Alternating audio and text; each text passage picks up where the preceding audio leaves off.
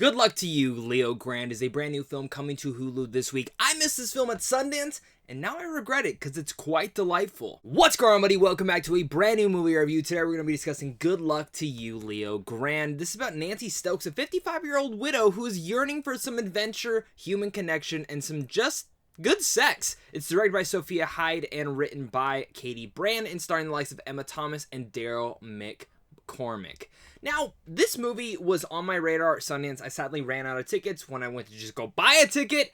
Well, they were already sold out. And I've been kind of looking forward to this ever since I heard that Hulu and Disney had picked it up. So now we get to view it. It's coming to streaming this week. And this is a really good streaming movie. It's a movie that really much takes place pretty much in just one singular location about two people. A sex worker as well as a widow who is just yearning for that connection once again. And for me, this film has a lot of positive messages and a lot of stuff to take away from it in just the way that it takes down its dynamics, in the direction, in the writing, and we're going to talk about all of that today. So guys, make sure to hit that like and subscribe, and if you guys are new here, have you watched the movie yet? Have you not? Let's just talk about that down below, and let me know down below if you're also excited for this one. So let's start talking about this. Diving into my pros, first off, let's start with the performances. I gotta always accommodate and really much just boast how wonderful Emma Thompson is. And for me, this is one of her more unique roles that I think she's taken in the last couple of years personally, and I love it. It's very subdued, but it's a performance that needs a lot of vulnerability to it, especially within the age that she is in now in her career and the performance that she is giving in this. I was very shocked to see her be able to kind of not let loose in a sense, but very much just open up and be very open to us as an audience, where people are very much going to be able to relate to her. And this is a great movie that, old, young, it doesn't matter. There's enough in there that everyone is going to be able to find something to relate to or attach onto. And again, Emma Thompson is the older range in my opinion, with some people heading towards there. Also Daryl McCormack, who is phenomenal in here. He is fantastic. I've never seen him in anything before, but I can't wait to see what he does next because he is suave, charming, but again, hinders on the right-hand side where it's a lot of that more younger audience. And that's the thing. There's a lot of positive things when it comes down to sex in here and the confidence that some of us might need, or even that connection that a lot of us are yearning for at times. What is sex for us? What does sex do for us? These are things that this film yearns and talks about in a very openly and subtle manner that just feels like you're watching two people in a hotel room talk. That's really much what this film is.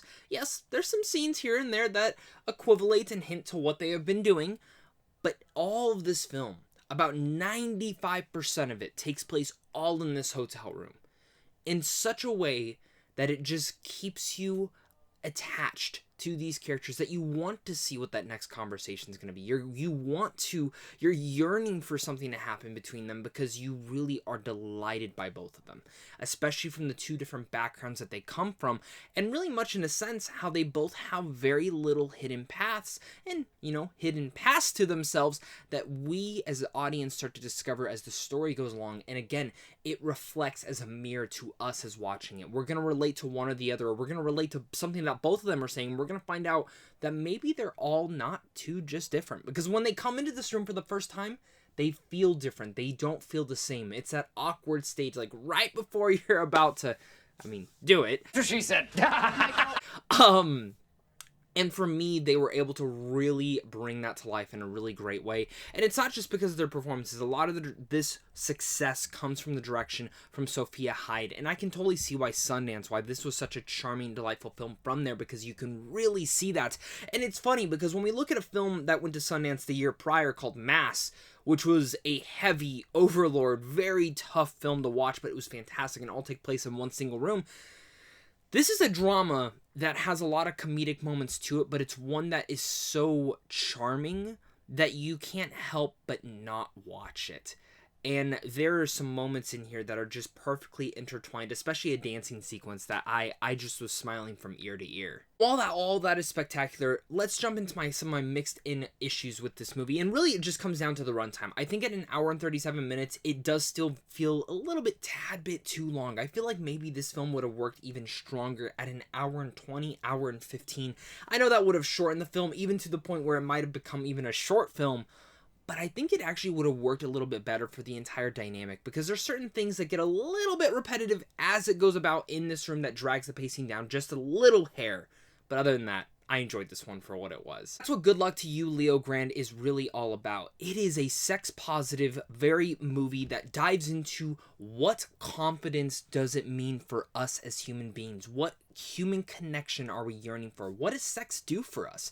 This is things that some people just do not want to talk about, but this film asks it and discusses it and dissects it in a very relatable and subtle manner that I truly appreciated and enjoyed. I laughed, I smiled, I enjoyed myself watching this one. I think a lot of you guys will do as well. So with all that said, I'm going to give this film a B. Thank you once again, guys, for watching this. You guys are really all the best. Again, hit that like and subscribe button. Look out for a ton of other movie reviews coming out this week and next week. This is going to be a busy damn week, but I can't wait to be here with you guys. So, of course, until next time, stay classy.